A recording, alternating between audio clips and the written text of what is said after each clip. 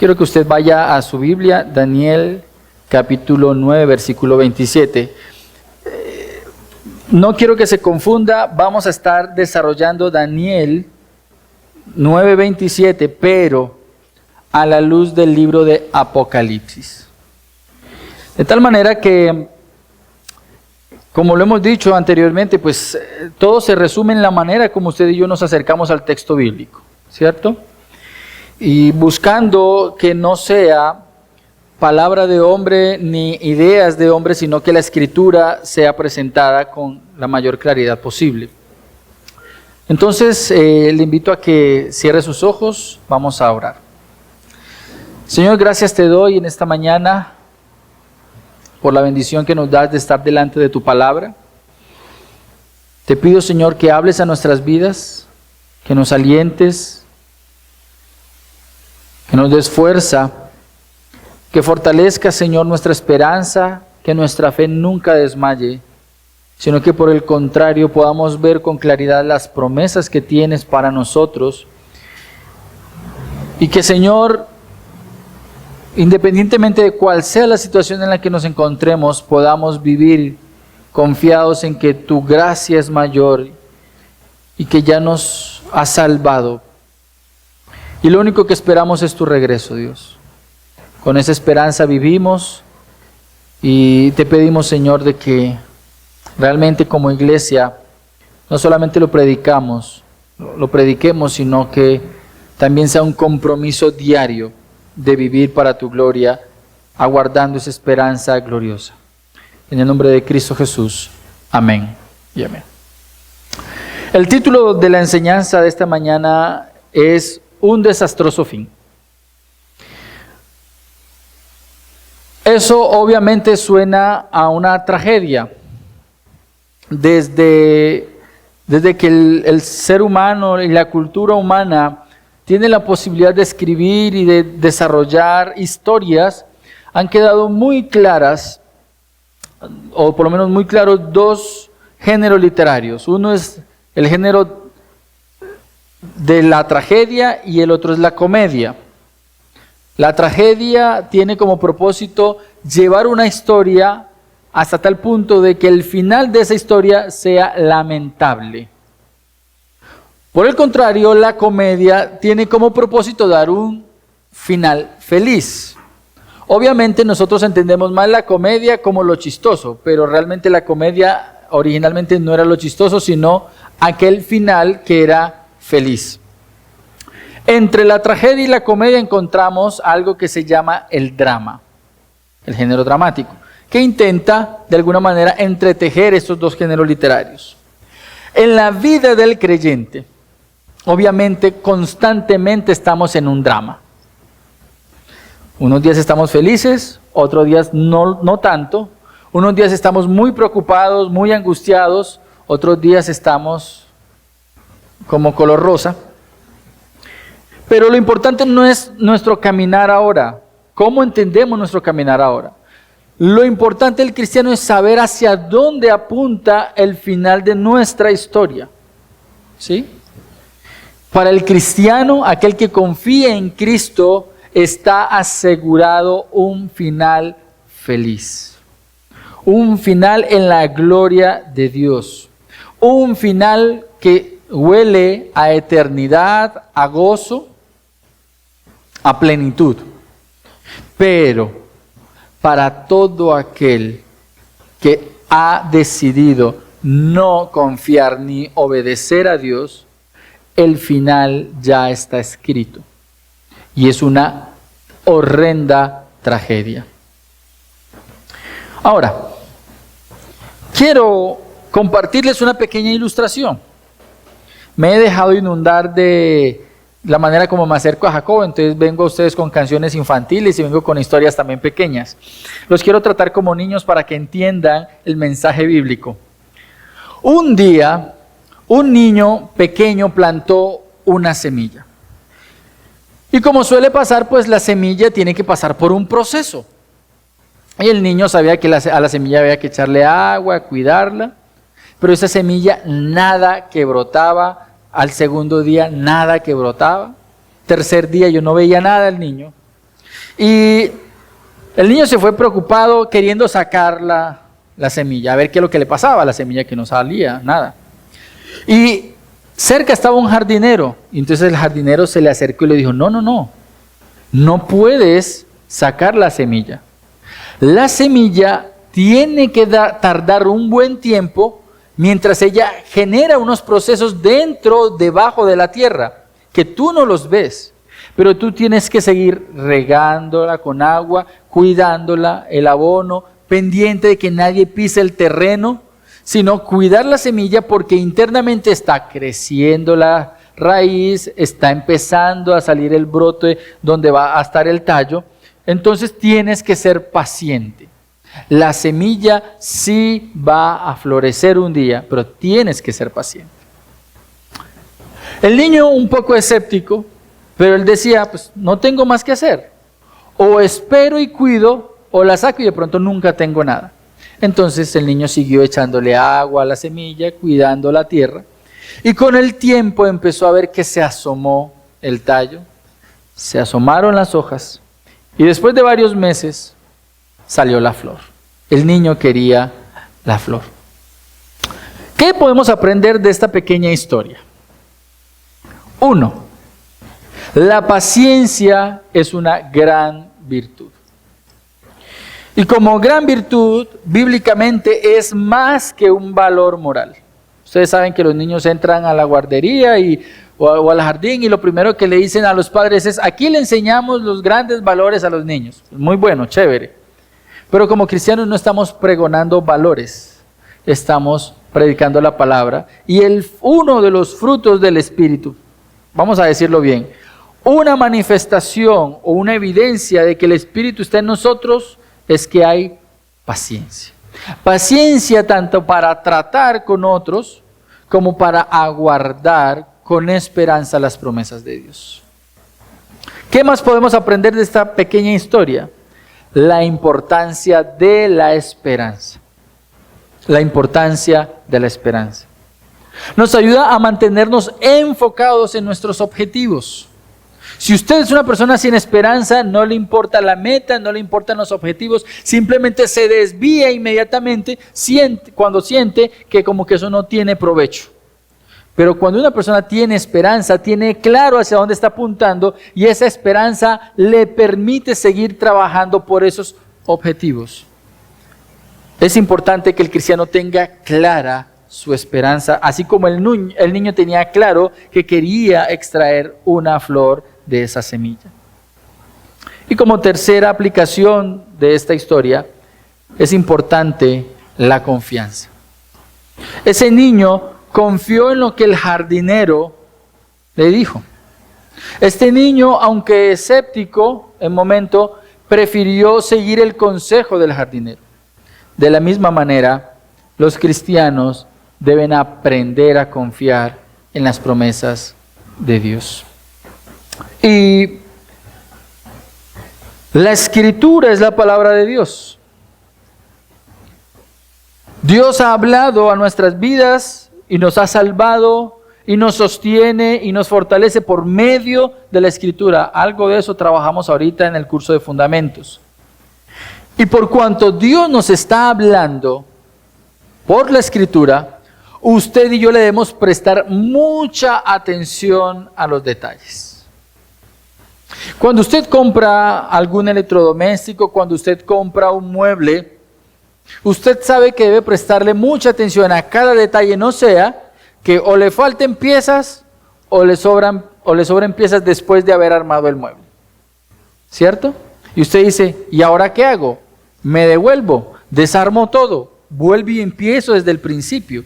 Y cuando suele suceder eso, entonces ahora sí le prestamos atención a los detalles, ¿cierto? Usted y yo debemos prestarle atención a cada detalle de lo que la Escritura nos enseña. Y precisamente por eso quise regresar a Daniel capítulo 9, versículo 27, porque si bien estamos en una porción de la Escritura que hemos desarrollado en función del tema de las 70 semanas proféticas de Daniel, cuando usted y yo nos acercamos al versículo 27, encontramos el desarrollo de la semana 70. Y cuando usted quiere evaluar cuál es el contenido de la semana 70 y qué va a suceder, usted tiene la posibilidad de ampliar lo que la Biblia enseña acerca de esa semana. Y eso es lo que queremos hacer en esta mañana. Ahora, la Escritura nos muestra que podemos confiar en ella de manera general. Ahora, la Escritura tiene muchos géneros literarios. La profecía de manera particular es algo que tú y yo debemos prestarle atención. ¿Por qué? Porque lo que consideramos como lo profético de la Escritura, hoy por hoy también lo entendemos como aquello que viene, que se acerca a nosotros, que es el futuro, que es algo que está pendiente por suceder. Pero de manera específica nos vamos a acercar a aquello que entendemos como los días de la venganza de Dios. Y cuando utilizamos ese término, hablamos de la escatología bíblica, y dentro de la escatología bíblica hay una escatología particular y una escatología cosmológica, lo que Dios va a hacer en términos de todo el cosmos. Ahora, solamente el creyente genuino le presta atención a los detalles de la Biblia de manera general, particular y especial en cada elemento de la Biblia. Solamente el creyente genuino. Y cuando hablo del creyente genuino, quiero precisamente hacer ese énfasis en que hay personas que pueden considerarse creyentes, pero no son genuinos. Y no es porque lo diga un predicador, no es porque lo diga una academia bíblica, es porque el Señor Jesús a toda hora estaba haciendo una distinción entre creyentes genuinos y los que no eran creyentes genuinos, los que eran discípulos genuinos de los que no lo eran. Por ejemplo, solamente lo voy a mencionar. Yo me imagino que usted tiene en su mente la idea general de la parábola del sembrador.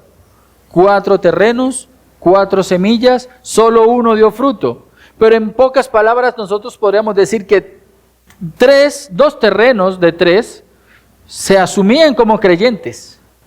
Habían escuchado la palabra, la habían recibido con gozo, habían estado por cierto tiempo expuestos a la verdad, pero las pruebas, las dificultades, el mundo, los ahogaron y nunca dieron fruto. Solamente un solo terreno dio fruto. O sea, nos estaba mostrando que de 4 posibles terrenos, solo uno se mostró como un verdadero creyente. También tenemos las parábolas del trigo y la cizaña. Y la particularidad del trigo y la cizaña en esa historia es que muchas veces ni siquiera usted y yo aquí reunidos en este mundo, compartiendo alimento, trabajando, a muchas veces no nos va a quedar muy claro quién es creyente y quién no. Porque el trigo y la cizaña se parecen muchísimo, muchísimo. Solo cuando es tiempo de que el trigo madure, el trigo va a madurar. El asunto está en que en el mismo momento en que el trigo está maduro, inmediatamente viene ¿qué? La siega. Y solo allí es cuando se va a dar cuenta quién era el verdadero trigo del falso trigo. Por lo tanto, eso daba a entender que hay verdaderos creyentes de falsos creyentes. Ahora, al final del Sermón del Monte, capítulo 7, la última enseñanza también es muy particular. Vamos a suponer que usted pudo haber escuchado todo el Sermón del Monte y usted pudo haber aplicado muchas cosas del Sermón del Monte. La manera como el Señor Jesús cierra el Sermón del Monte e inspira al Espíritu Santo a Mateo para terminar el Sermón del Monte es muy particular. Porque dice que hay 2 hombres que construyen.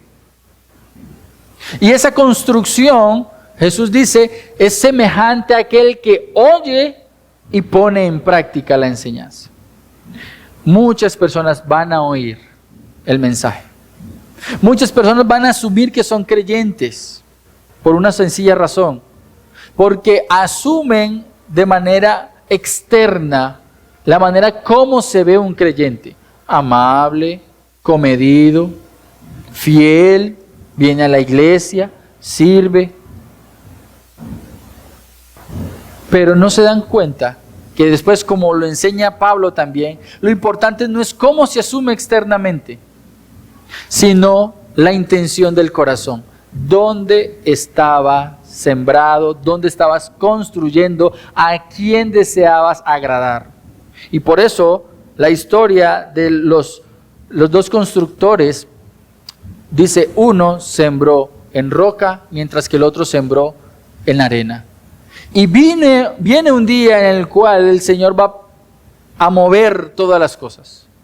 Vienen tempestades, va a ser probada tu vida. Y dice, el que construyó en la arena, fue grande su pérdida, porque no era un creyente. Realmente estaba obrando conforme a su deseo. Entonces, un verdadero creyente le presta atención a los detalles bíblicos porque quiere hacer algo, quiere agradar a su Señor. No va a permitir que nada se le escape de sus manos sin conocerlo para ponerlo en práctica. Y eso también apunta a lo que Daniel capítulo 9 versículo 27 nos quiere enseñar. Un poco de escatología, un poco del plan de Dios para el final de los tiempos. Pero obviamente usted dirá, bueno, ¿y qué provecho tiene la escatología para nosotros? ¿Qué provecho tiene el conocer el plan de Dios para el futuro, si incluso nosotros como iglesia enseñamos que no vamos a pasar por la tribulación, por la gran tribulación? ¿Qué provecho tiene para nosotros? Bueno, quiero citar a John Frame, un maestro de la Biblia. Él dice que el estudio sobre los asuntos del final de los tiempos tiene como objetivo ayudarnos a, y abro comillas, reordenar nuestra vida a la luz de la venida de Jesucristo. Cuando usted estudia la escatología bíblica, eso tiene como propósito para nosotros que nosotros, si estamos de pronto desubicados en la manera como estamos viviendo la fe, nos reorganicemos nuevamente. Porque muchas veces perdemos la orientación de hacia dónde nos dirigimos. Entonces él dice que el estudio de la escatología bíblica de los tiempos finales tiene como propósito reordenar nuestra vida a la luz de la venida de Jesucristo, y cada pasaje de la Biblia sobre el regreso de Cristo está escrito para motivar nuestra obediencia. A veces se nos olvida quién es nuestro Señor. En muchas ocasiones olvidamos que no estamos aquí para hacer nuestros planes una realidad. Usted y yo hemos sido llamados, hemos sido creados, hemos sido salvados para que hagamos de la voluntad de Dios una realidad en el mundo. Dios ha diseñado un plan y en ese plan ha salvado a muchos para su gloria y para usarlos como herramientas en sus manos. Pero muchas veces eso se nos olvida. Muchas veces se nos olvida que el propósito principal es que tú y yo prediquemos el Evangelio. Muchas veces se nos olvida que en principio tú y yo debemos dejar a un lado nuestra vida, negarnos a nosotros mismos. Eso es una predicación que hoy en día no es popular. Porque por el contrario, la predicación de hoy en día es: desarrolla tu deseo, tus sueños, tus metas. No solamente eso. Hoy en día no tenemos en cuenta a Dios para las cosas sencillas. ¿Cómo lo vamos a tener entonces para las cosas importantes? No olvidemos que la Biblia nos enseña que a Dios no le interesan los sacrificios. A Dios le interesa que tú y yo vivamos en obediencia. Y eso que hablamos de obediencia a la luz de esa frase célebre que la mayoría de los cristianos conoce. A Dios no le agradan los sacrificios, sino la obediencia. Cuando llegamos a Romanos, dice que el sacrificio que tú y yo nos presentamos, que tú y yo presentamos a Dios, es nuestra vida en obediencia. es la consecución de lo que Dios quiere que tú y yo tengamos presente. No planees pecar hoy para mañana llevar las consecuencias de tu pecado.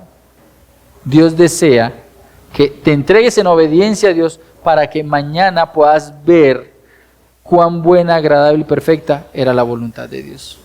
Ahora, estamos diciendo que el propósito del estudio de las cosas finales en la Biblia tiene como idea reorganizar nuestra vida en cuanto a la voluntad de Dios. Préstele mucha atención a esto. 1. Nos ayuda a reordenar nuestras prioridades. Cuando tú y yo estudiamos la Escritura y estudiamos de manera particular el fin, el propósito de los días del fin, eso nos ayuda a recordar que hay prioridades en nuestra vida. Y entonces, ¿qué tenemos que hacer? Reajustarlas nuevamente. Reajustarlas. Porque somos fáciles en desorientarnos. 2. Nos debe impulsar a la purificación, a la santificación.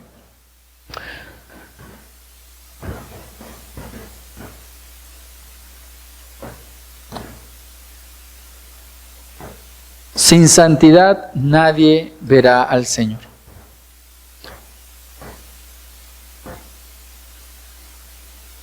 La Biblia nos enseña constantemente que un día tú y yo nos vamos a tener que presentar delante de Dios. Y gracias a Dios por la obra de Cristo, porque si no es por Cristo, nadie podría sostenerse en pie delante de Él.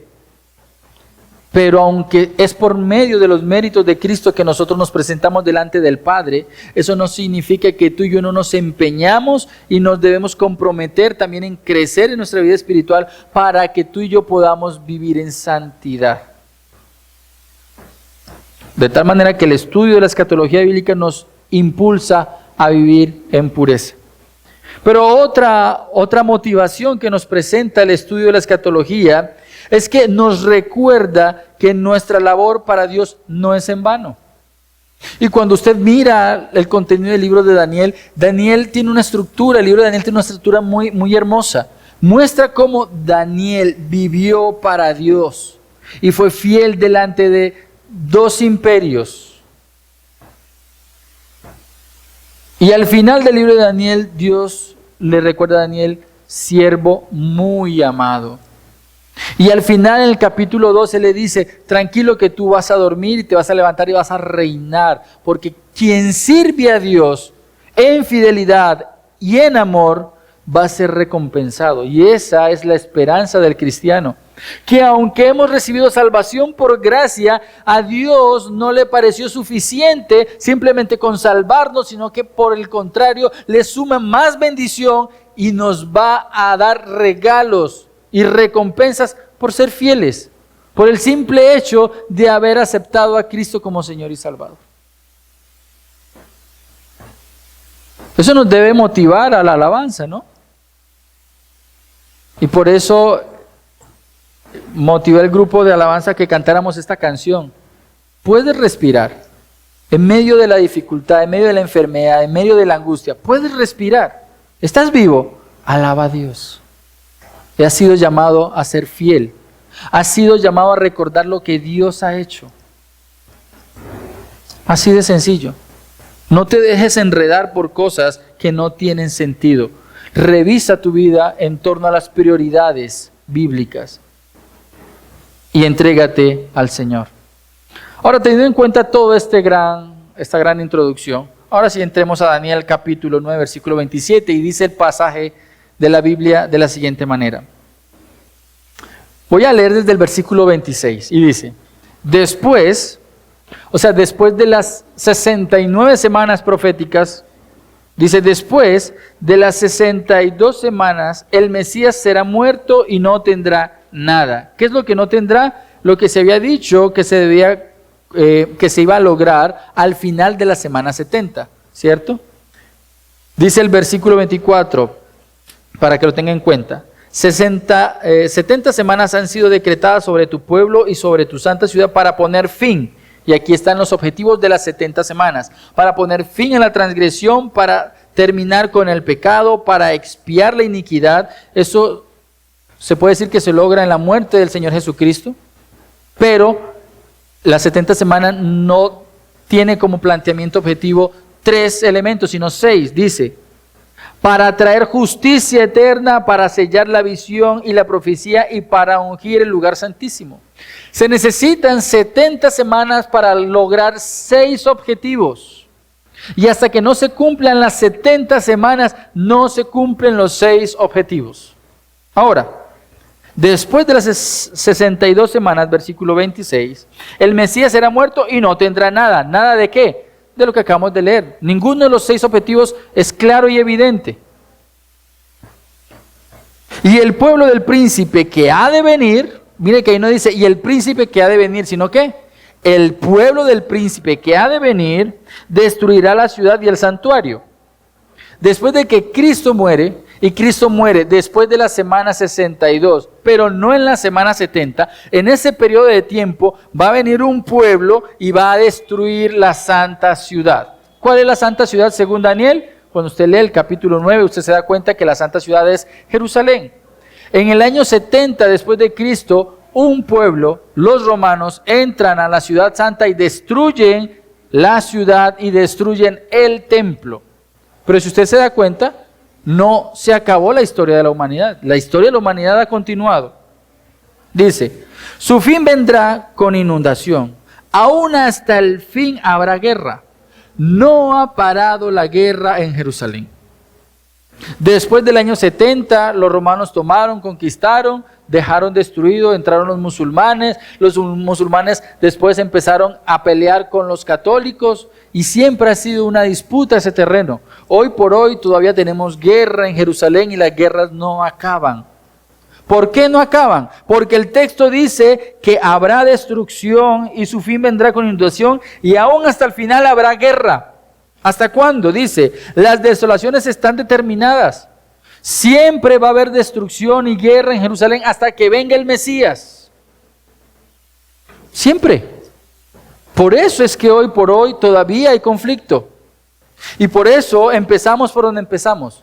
El verdadero cristiano, el que confía en lo que Dios ha dicho, le presta atención a esos detalles. No es que nosotros tengamos una especial amor por Jerusalén. Si hay amor por Jerusalén y si hay atención al pueblo de Israel es porque Dios ha determinado que ha de hacer algo con ese pueblo. No porque sea más especial que nosotros, es porque Dios así lo quiso. Ahora, versículo 27. Y Él hará un pacto firme con muchos en otra semana, por una semana más. Lo que dice el pasaje originalmente, por una semana más. O sea, lo que está sucediendo en el versículo 27 no hace parte del tiempo del versículo 26. Por lo tanto, en la semana 70 aparece en el versículo 27 de manera específica. ¿Y qué va a pasar en la semana 70? Dice, se hará un pacto firme con muchos por una semana, pero a la mitad de la semana pondrá fin al sacrificio y a las ofrendas de cereal. Sobre el ala de abominaciones vendrá el desolador hasta que una destrucción completa, la que está decretada, sea derramada sobre el desolador. ¿De qué trata la semana 70? En pocas palabras, si usted lo revisa bien, alguien vendrá e impondrá un pacto al pueblo de Dios. 1. 2. A la mitad del pacto, a la mitad de la semana profética de Daniel son 7 años cada semana. A la mitad de la semana, 3 años y medio, este hombre que hizo el pacto, él mismo violará el pacto. Eso es lo que dice allí. Y inmediatamente viole el pacto, dice, va a cometer una abominación. Posteriormente, dice, cuando eso suceda, va a ser derramado una ira o un castigo sobre ese desolador. La pregunta interpretativa que tenemos delante es, ¿quién es este él que aparece en el versículo 27? ¿Quién es ese él que aparece allí? Y es interesante porque tú y yo nos podríamos acercar o desde la perspectiva gramatical, y la gramática tiene unas leyes, o nos podemos acercar a la interpretación de este pasaje desde una perspectiva contextual. Y también tiene unas leyes. ¿Qué va a ser primordial aquí? Lo importante aquí es identificar el carácter de la persona que hace el pacto. Préstele mucha atención a lo siguiente.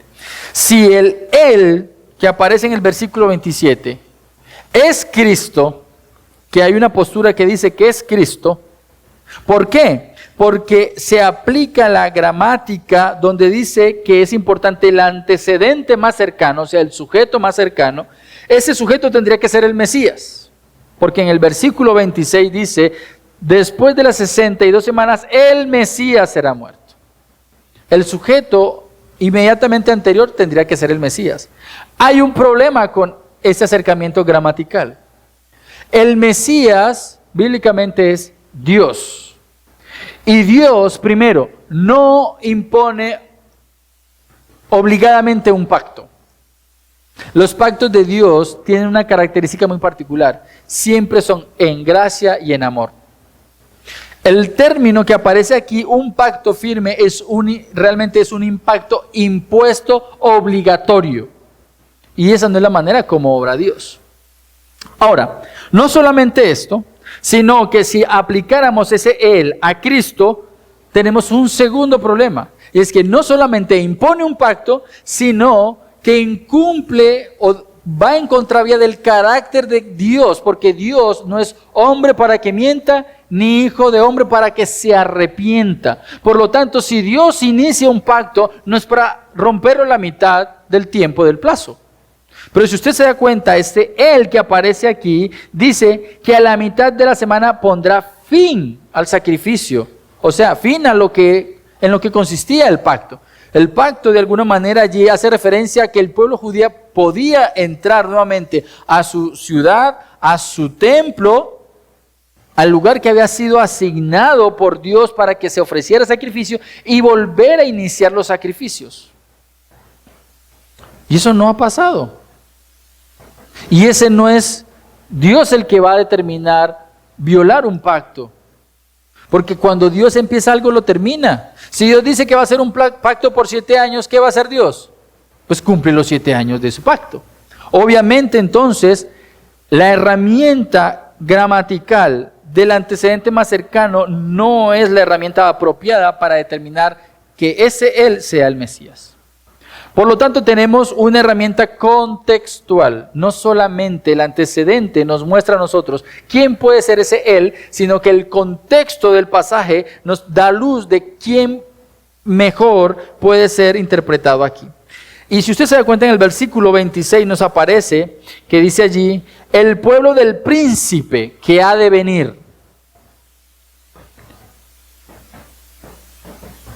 Cuando usted mira el contexto de Daniel, obviamente tenemos no solamente el capítulo 9, sino el capítulo 2, el capítulo 5, el capítulo 7. Y en todos estos capítulos, todos apuntan a una realidad. Hay un orden que Dios va a permitir, un gobierno mundial, ilustrado por imperios. Y esos imperios tienen formas, tienen colores, tienen materia, son representados como oro, plata, bronce, barro, hierro. Otros son presentados como un león, como un leopardo, como un oso. Pero en cada una de estas sueños, estas visiones proféticas, aparece un pequeño cuerno. Y ese pequeño cuerno se levanta con poder, se levanta de un pueblo, de medio de un pueblo, y tiene la fuerza para arrastrar a muchos, engañar a muchos, incluso el final de sus días está marcado porque se levanta a sí mismo como Dios. Este hombre tiene la posibilidad de imponer un pacto al pueblo de Dios.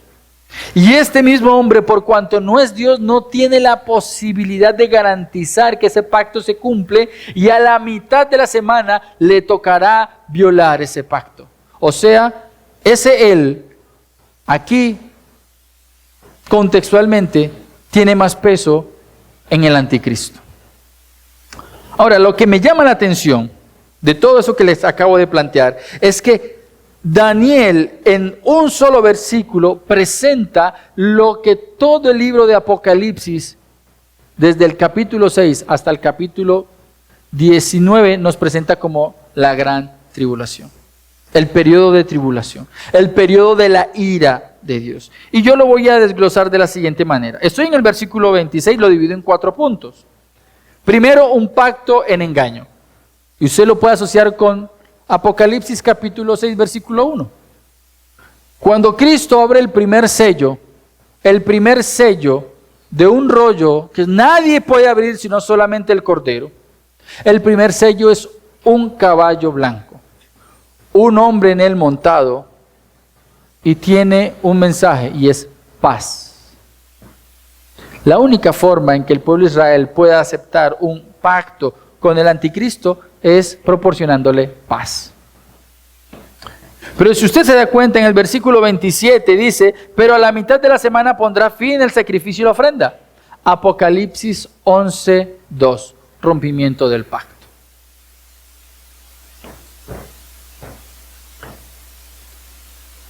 Seguidamente, vemos en el pasaje de Daniel capítulo 9, versículo 27, que habla acerca de, sobre el ala de abominaciones vendrá el desolador, el momento en el que se llevará al descaro más alto el pecado del hombre.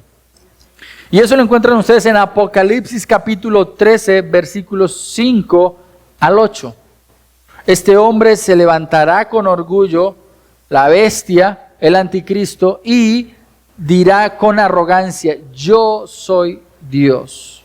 Y en ese momento empieza el declive final de este hombre de perdición, el hombre de pecado, el hombre que de alguna manera será dominado por Satanás.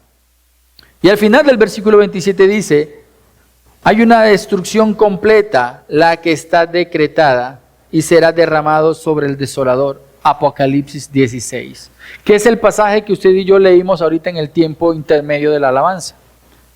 Las trompetas, las copas de ira. En un lapso muy pequeño, el Señor va a derramar copa tras copa tras copa, 7 copas. Me llamó mucho la atención la última copa. De la misma manera como el cristiano, en el momento en que ha nacido de nuevo, Dios dice, hecho está, es mío, es salvo, nadie podrá contra él, ni la muerte, ni el hambre, ni la destrucción, ni la peste. Nada puede separarnos del amor de Cristo en el momento en que hemos nacido de nuevo. De la misma manera, el tiempo final, cuando Dios decide derramar la ira, ya Él ha dicho, está listo. La última copa da por entendido que el juicio se terminó. Ya el que iba a ser juzgado es juzgado, el que iba a ser condenado ha sido condenado.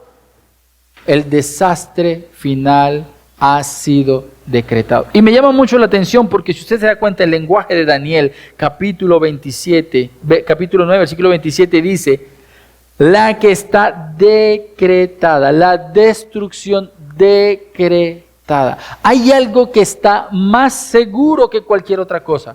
Y ese es el juicio final de Dios. Ahora, antes de que veamos un pequeño desarrollo, esa enseñanza es lo más particular del mundo porque no voy a ahondar en ideas. Vamos a hacer un pequeño panorama del libro de Apocalipsis sobre la semana 70, 7 años. Pero yo quiero plasmar en ustedes una verdad importante. Usted y yo vivimos cada uno en sus quehaceres, en sus tareas, en sus obligaciones. A eso es a lo que normalmente le llamamos realidad. Usted, cada uno de ustedes, cada sujeto en este mundo vive en su realidad. Y si usted se da cuenta, aunque 2 compañeros llegan al mismo hospital, son médicos, atienden pacientes, cada uno desde su quehacer como médico tiene una realidad distinta. Lo mismo sucede con el que trabaja en la construcción, el que trabaja con la contabilidad. Son números, sí, trabajan con números, sí, pero cada uno tiene una realidad distinta. Desde su quehacer como su situación en su hogar. Cada uno vive una realidad distinta. Pero el cristiano no ha sido llamado a vivir desde su realidad. El mundo en la actualidad, cada país, cada contexto político y cultural tiene una realidad, es verdad. Y por eso se plantea mucho si nosotros deberíamos interpretar la Biblia a la luz de los contextos culturales. Lo que están allí negociando es si aplicamos y entendemos la Biblia desde cada realidad. El problema es que hay una realidad por cada sujeto en el mundo. No podríamos llegar a una conclusión general desde cada realidad particular. El cristiano, por lo tanto, no vive según su realidad, sino según la verdad. ¿Cuál es la característica de la verdad? No cambia. La característica de la verdad es que es estable. En conclusión, el cristiano no debe vivir según su realidad, sino que debe interpretar la realidad a la luz de la verdad. ¿Y por qué hago este paréntesis acerca de la realidad y la verdad? Porque usted está olvidando algo importante. Dios ya ha decretado que todo aquel que viva en desobediencia, que sea infiel, que escuchando la palabra de verdad, del evangelio de Dios, prefiera vivir según sus pasiones, ya está decretado un final para él.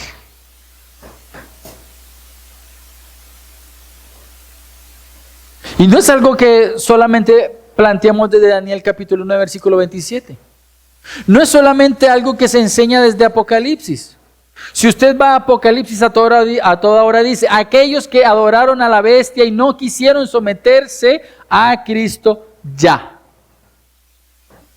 están condenados para vida eterna, para muerte eterna.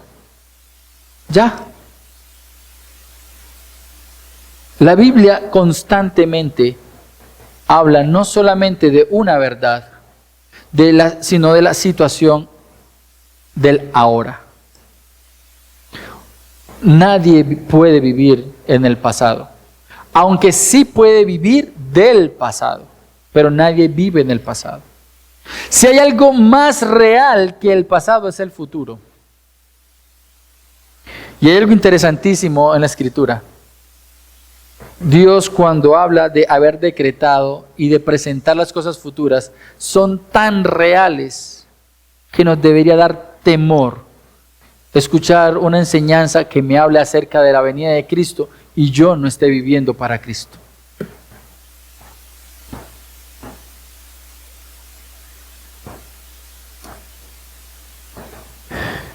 La invitación, mi querido hermano, es a que no tomes como excusa tu situación actual para justificar la forma en que vives.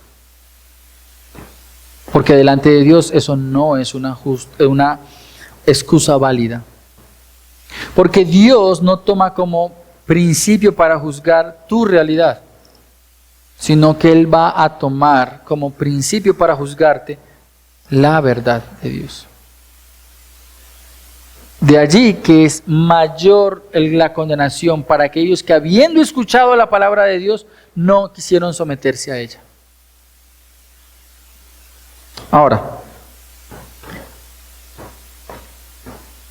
el libro de Apocalipsis tiene un propósito importante para la vida del cristiano. Y la importancia del libro de Apocalipsis para el cristiano es que tú y yo veamos a Cristo. Acompáñame a Apocalipsis capítulo 1, por favor. Y el capítulo 1, versículo 1 empieza diciendo la revelación de Jesucristo. ¿Quién se presenta en todo el libro de Apocalipsis? Cristo. ¿Quieres conocer a Cristo? ¿Quieres ver a Cristo? ¿Quieres entender qué piensa? Lee Apocalipsis. Y cuando leas Apocalipsis tiene que pasar algo. Versículo 3. Bienaventurado el que lee. O sea, lo que está diciendo el texto allí es cuando tú leas el libro de Apocalipsis, tú tienes que gozarte al ver cómo Cristo es revelado delante de ti, enfrente de ti.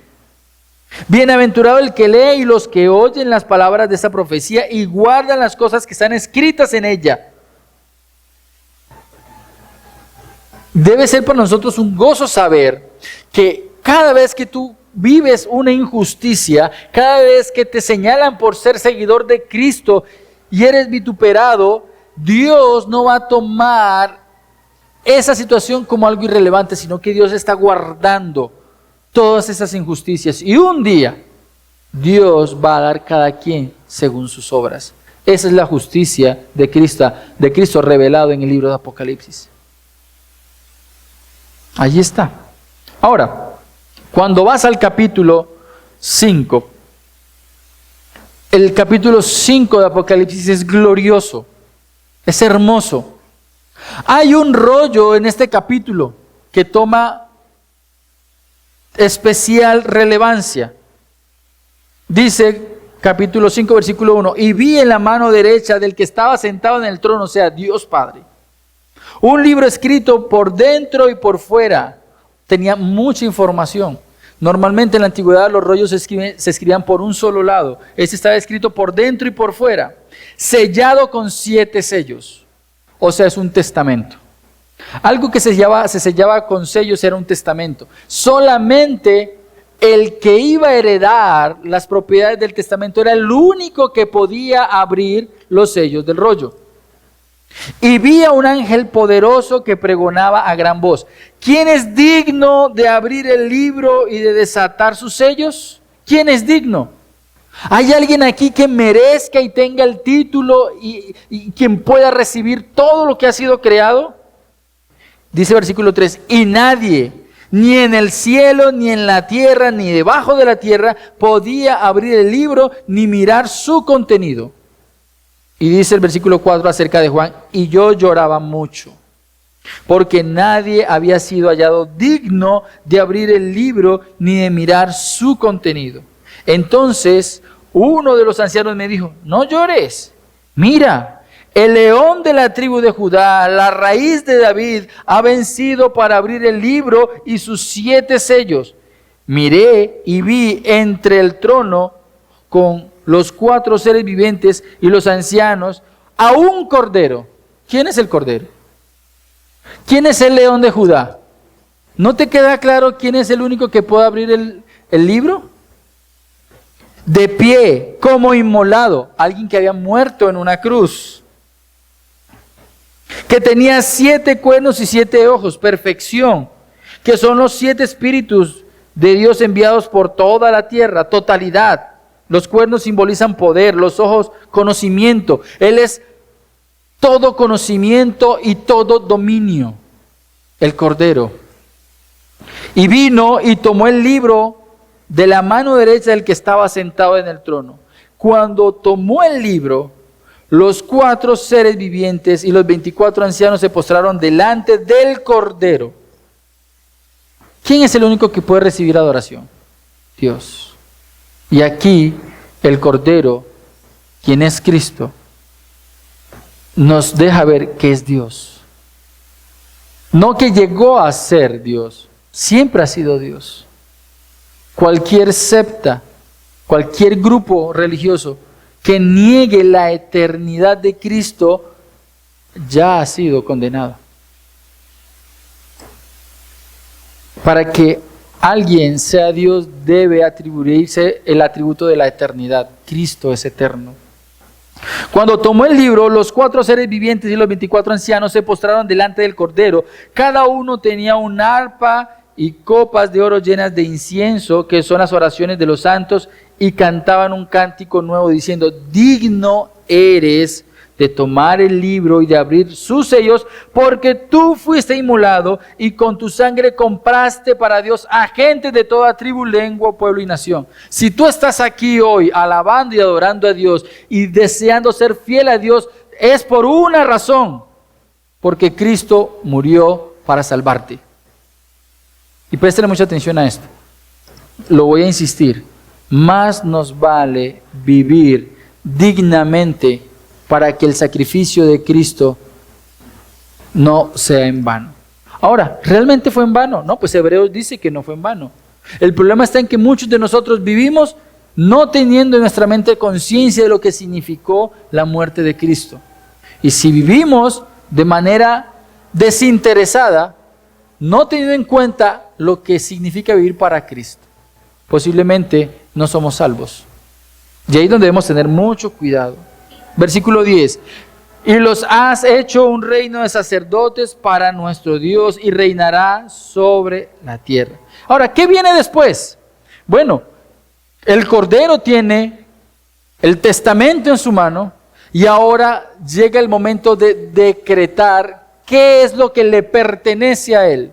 Y él va a abrir el libro y cada sello es un acto de juicio sobre aquellos que han vivido en contra de Dios. Si usted se da cuenta, no hay un solo sello, no hay una sola trompeta, no hay una sola copa que pueda ser entendida como una bendición. Cada sello, cada trompeta y cada copa es juicio. Juicio. Y quiero que le preste atención a esto. La supuesta paz que el mundo está anhelando hoy, que no es la paz que Cristo da, es el primer sello. La paz lograda por medio de discursos humanos. Capítulo 6, versículo 1, el primer sello, el caballo blanco. Paz por medio de una conquista concertada. Capítulo 6, versículo 3, segundo sello, el caballo rojo. Guerra. A la final usted se ha dado cuenta que el ser humano, la humanidad de manera general, nunca ha podido sostener este mundo en paz. Siempre hay algún tipo de guerra. ¿Qué viene después de la guerra? El hambre y la escasez. Tercer sello, capítulo 6, versículo 5, el caballo negro. Y seguidamente, después de la guerra y el hambre, hay algo que no se puede detener. El caballo realmente no es amarillo, es como verdoso. Y ese caballo es conocido como la muerte.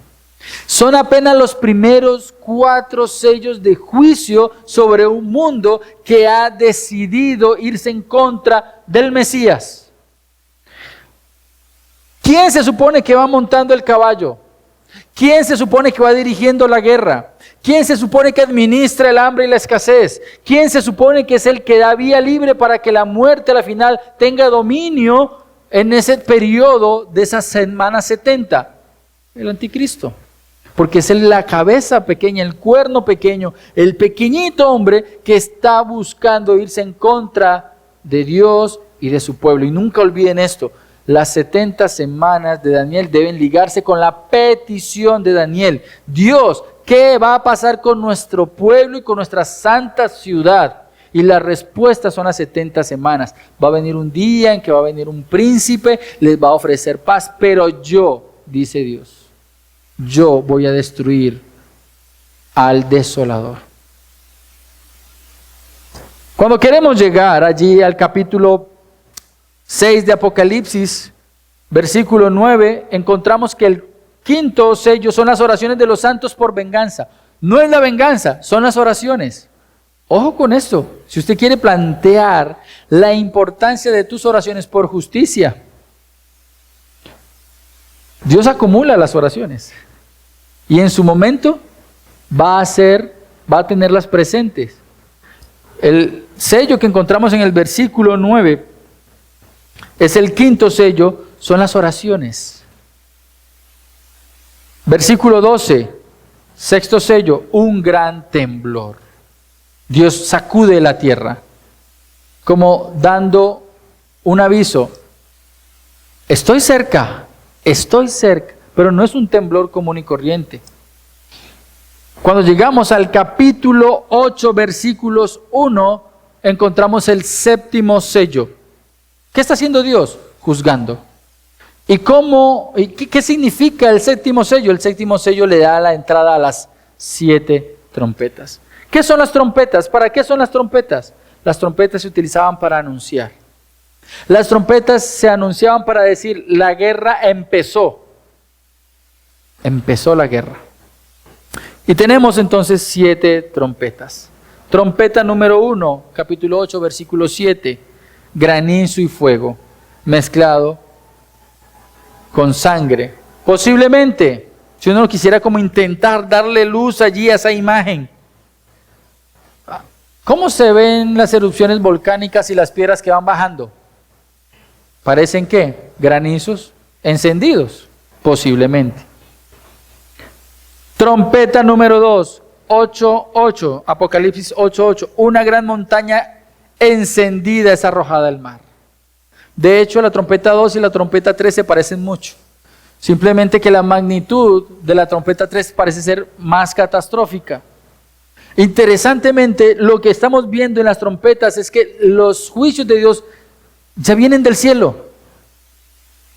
Cae granizo, cae una montaña, cae una estrella, dando avisos diciendo, la ira de Dios viene con todo desde el cielo. ¿No les parece eso semejante a Romanos capítulo 1, versículo 18? La ira de Dios viene manifestándose con ira desde el cielo. ¿Cómo fue destruida Sodoma y Gomorra? Desde el cielo. Segunda de Pedro habla que va a ser destruido el cielo y la tierra, pero empieza como cosas cayendo hacia la tierra. Trompeta 4, 8:12. Dios herirá la fuente de luz y calor de la tierra. ¿Qué pasa cuando en la tierra no hay luz? No hay forma de dar vida, porque la vida en la tierra se compone de agua y luz, y si la luz escasea, si el calor mengua, no va a haber posibilidad de cosechar. Pero no solamente eso. Trompeta 5, una estrella trae unas llaves y abre el pozo del abismo y libera unos demonios para que aterroricen el mundo por 5 meses. Y cuando usted empieza trompeta tras trompeta, la trompeta 6 me llama muchísimo la atención. 4 ángeles caídos con permiso para matar a la tercera parte de la humanidad. Yo solamente me puse a hacer un cálculo. En la actualidad, el último censo mundial es que para el año 2022 habían aproximadamente 8.000 millones de habitantes. La tercera parte de esa población son 2.666.667 personas. Eso es mucha gente. Para matar esa cantidad de personas necesitaríamos 31 segundas guerras mundiales. Porque en la Segunda Guerra Mundial murieron apenas 85 millones. Entre los que murieron en guerras, los que murieron por hambre y por enfermedad. El desastre que ha sido sentenciado para esta humanidad por no obedecer a Dios es terrible. Cuando nosotros aquí afirmamos literalmente que hay que creer que la Biblia enseña acerca de una gran tribulación, no estamos jugando con el término. La iglesia ha pasado por tribulaciones, pero en ningún lugar la Biblia me dice que yo pueda comparar la tribulación que ha pasado la iglesia por la gran tribulación de la que me está hablando Apocalipsis constantemente. Es que lo que me está mostrando el libro de Apocalipsis es que Dios va a castigar al mundo, evitando la luz para que no haya calor, dañando las fuentes de las aguas para que no haya agua para tomar para el ser humano y no haya vida en los mares. Eso no es cualquier tribulación. Es una gran tribulación como no la ha habido antes, dice el Señor Jesús, ni la habrá.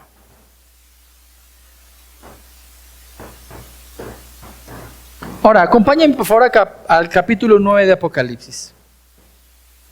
Voy a ir cerrando. Y el versículo 20 y 21 debe ser algo que nos llame la atención.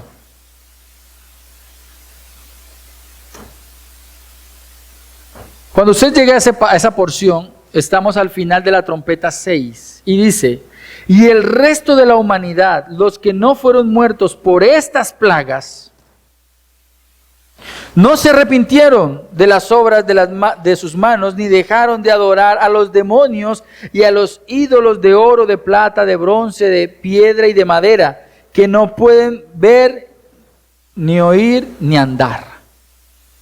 Y no se arrepintieron de sus homicidios, ni de sus hechicerías, ni de su inmoralidad, ni de sus robos. A mí me llama mucho la atención algo aquí, para que le preste mucha atención. No esperes a ver señales, ni milagros, ni catástrofes para arrepentirte. Para ti y para mí debe ser suficiente el hecho de que la Biblia te diga que eres pecador y debes arrepentirte. Porque cuando tú miras el libro de Apocalipsis, constantemente está diciendo, y pasó esto y la gente no se arrepintió. Y murieron tantos y la gente no se arrepintió.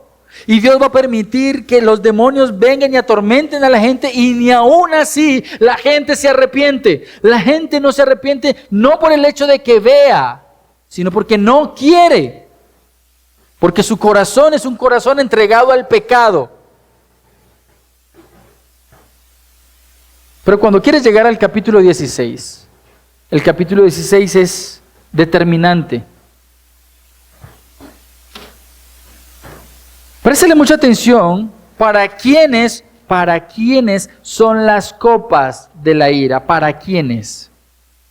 Dice, versículo 1, y oí una gran voz que desde el templo decía a los 7 ángeles, id y derramad en la tierra las 7 copas del furor de Dios. Y el primer ángel fue y derramó su copa en la tierra, y se produjo una llaga repugnante y maligna en los hombres que tenían la marca de la bestia y que adoraban su imagen.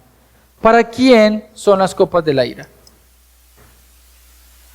¿Para quién son las copas de la ira? Para todos aquellos que adoraron a la bestia.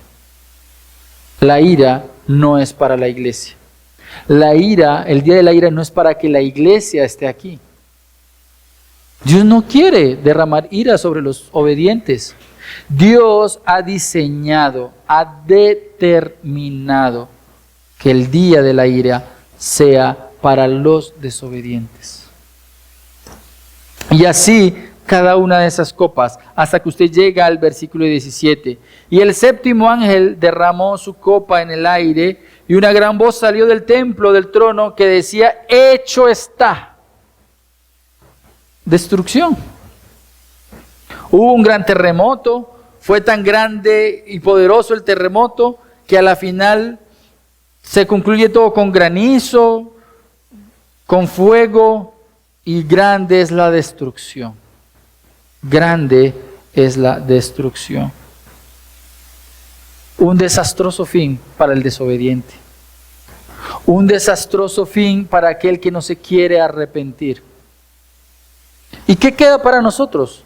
Pasamos rápido por Apocalipsis, leímos Daniel capítulo 9, versículo 27. ¿Y qué queda para nosotros? Pues como lo decía en palabras de Frame, es hora de que evalúes tus prioridades, porque este mensaje es para que recordemos que hay prioridades como cristianos. Ese tipo de enseñanzas, abrir Apocalipsis para nosotros debe ser para que recordemos que es importante vivir para Dios en santidad. Y la única forma en que puedas vivir en santidad para Dios es que la palabra sea dominante en tu mente y en tu corazón. Y también para recordarte que así como Daniel, que recibió la revelación de Dios y al final recibió una promesa, un galardón, un regalo, bendición, paz y tranquilidad, tú y yo hemos sido llamados para disfrutar de la paz de Dios en este mundo y en el mundo venidero. La invitación es a que vivas para Él. Ahora, si no vives para Cristo aún, si aún tienes en duda cómo está tu situación delante de Dios, si aún eres de los que crees que puedes jugar con la gracia de Dios, te invito a que consideres tu camino.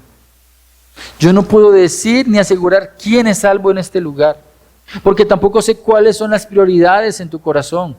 Si cualquier otra persona o meta en tu corazón es primero, antes que Dios, eres un idólatra y los idólatras no entran en el reino de los cielos. Considera tu camino.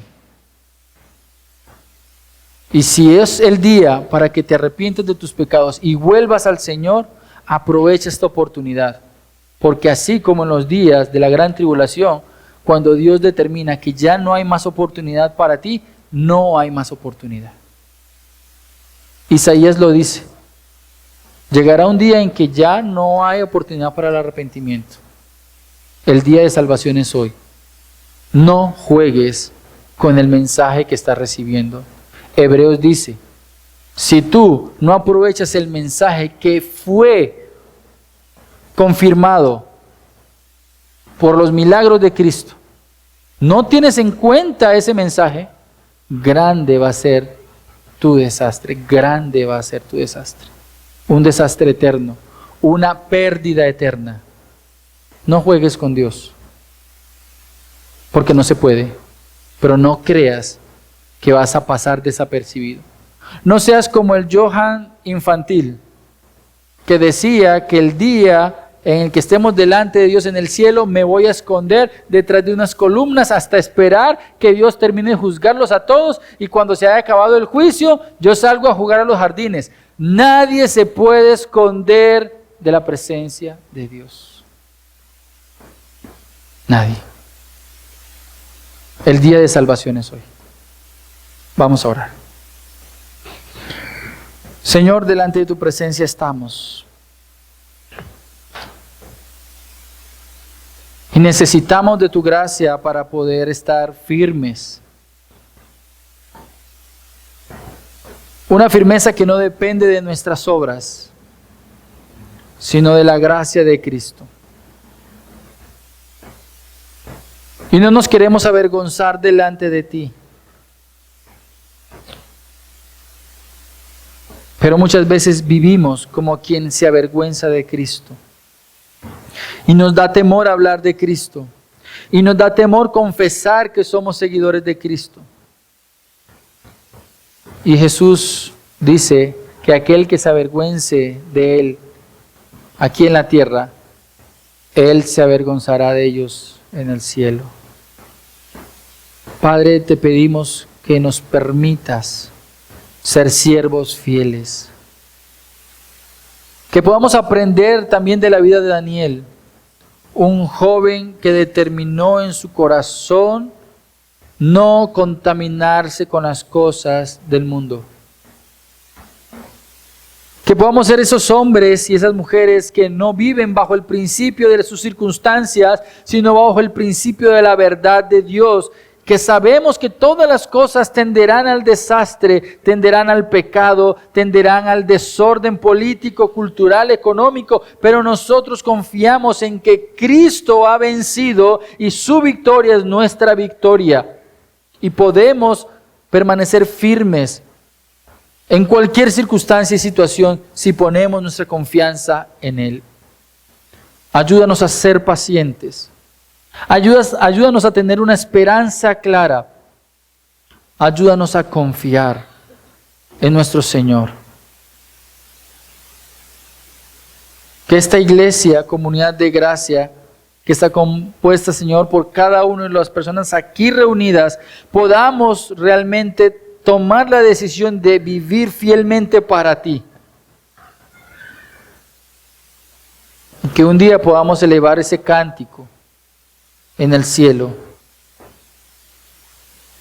que dice, digno eres de tomar el rollo y de abrir el rollo, porque tus juicios son justos.